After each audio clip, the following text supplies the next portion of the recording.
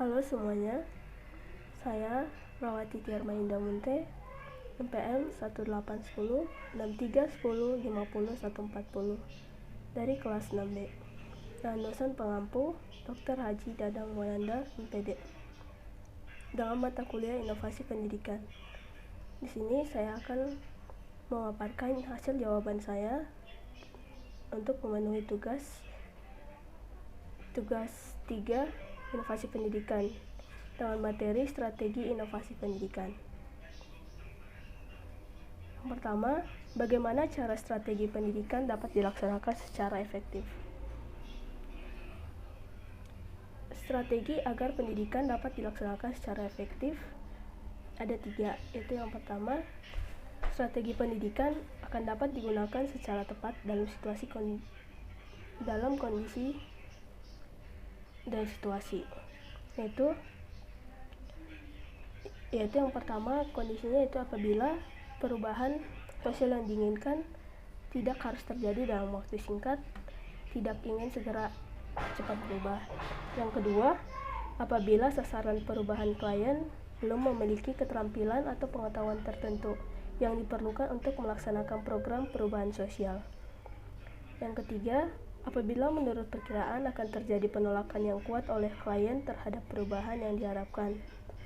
Yang keempat, apabila kehendak perubahan yang sifatnya mendasar dari pola tingkah laku yang sudah ada ke tingkat laku yang baru. Yang kelima, apabila alasan atau latar belakang perlu perubahan telah diketahui dan dimengerti atas dasar sudut pandang klien sendiri, serta diperlukan adanya kontrol dari klien.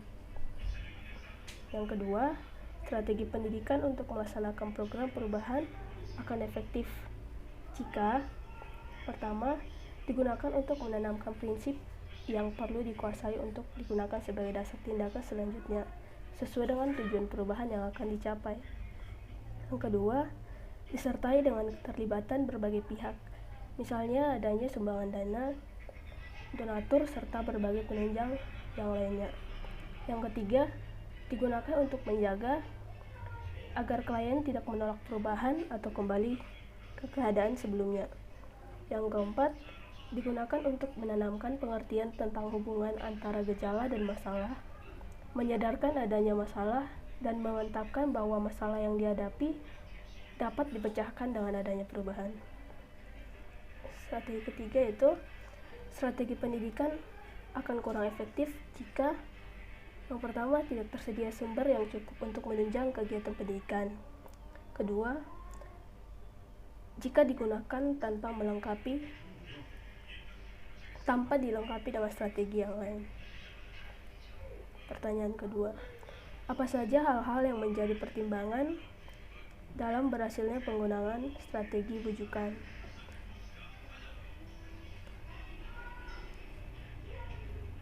Yang pertama itu strategi bujukan tepat digunakan bila klien atau sasaran perubahan tidak berpartisipasi dalam proses perubahan sosial. Yang kedua, kliennya berada pada tahap evaluasi atau legitimasi dalam proses pengambilan keputusan untuk menerima atau menolak perubahan tersebut. Yang ketiga, klien diajak untuk mengalokasikan sumber penunjang perubahan dari satu kegiatan atau program ke kegiatan atau program lainnya. Yang kedua yaitu strategi bujukan tepat digunakan jika yang pertama masalah kurang penting. Maksudnya di sini itu jika masalah dianggap kurang penting atau jika pemecahan masalah kurang efektif. Tidak memiliki kontrol langsung. Maksudnya itu pelaksanaan program perubahan tidak memiliki alat kontrol secara langsung terhadap klien. Ketiga, perubahan sosial merupakan sebuah risiko. Maksudnya itu sebenarnya perubahan sosial itu sangat bermanfaat, tetapi menganggap bahwa perubahan itu mengandung suatu risiko yang dapat menimbulkan perpecahan. perubahan tidak dicoba, dimengerti, dan diamati manfaatnya. Maksudnya yaitu perubahan tidak dicobakan manfaatnya secara langsung, dan juga sukar dimengerti. Dimanfaatkan melawan perubahan. Maksudnya itu dimanfaatkan untuk melawan penolakan terhadap suatu perubahan pada saat awal diperkenalkannya perubahan sosial yang diharapkan. Selanjutnya, apakah hubungan antara satu karakteristik dengan lainnya? Hubungannya yaitu cepat lambatnya penerimaan inovasi oleh masyarakat luas dipengaruhi oleh karakteristik inovasi itu sendiri. Misalnya penyebarluasan kalkulator dan blue jean dalam waktu kurang dari 1-5 tahun sudah merata di seluruh daratan Amerika Serikat, sedangkan penggunaan tali pengaman bagi pengendara mobil baru tersebar secara merata setelah memakan waktu beberapa puluh tahun. Selanjutnya, apakah faktor yang menentukan efektivitas pelaksanaan program perubahan sosial? Faktornya yaitu karena sebenarnya perubahan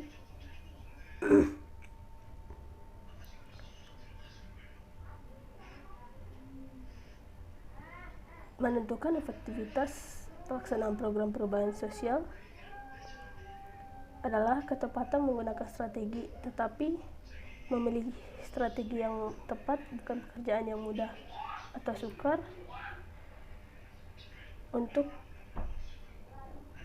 Untuk memilih satu strategi tertentu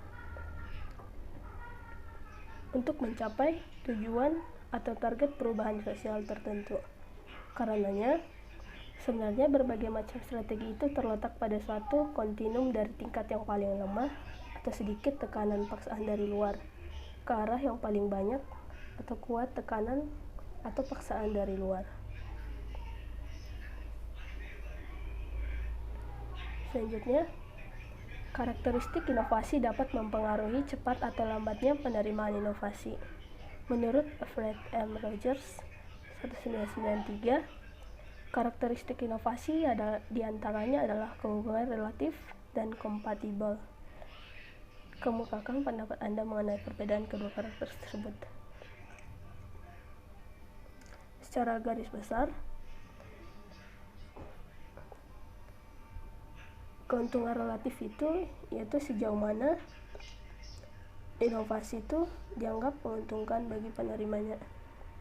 Jadi tingkat keuntungan atau kemanfaatan suatu inovasi diukur berdasarkan nilai ekonomi atau mungkin dari faktor kesenangan, kepuasan, status sosial atau gengsi, atau karena mempunyai komponen yang sangat penting.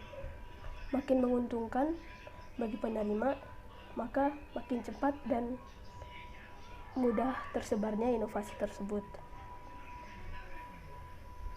Yang kedua, menurut saya, pengertian umumnya kompatibel adalah tingkat kesesuaian inovasi dengan nilai pengalaman lalu dan kebutuhan penerima. Menurut saya di sini inovasi itu sesuai dengan nilai yang diyakini oleh penerima dan juga norma yang diyakini oleh penerima, dan tidak akan cepat diterima inovasi tersebut sesuai dengan norma yang ada. Misalnya seperti penyebar luasan alat kontrasepsi di masyarakat. Nah, keyakinan agama itu melarang, maka penyebaran inovasinya itu pasti akan terhambat. Sekian hasil jawaban saya. Kurang lebihnya saya ucapkan terima kasih.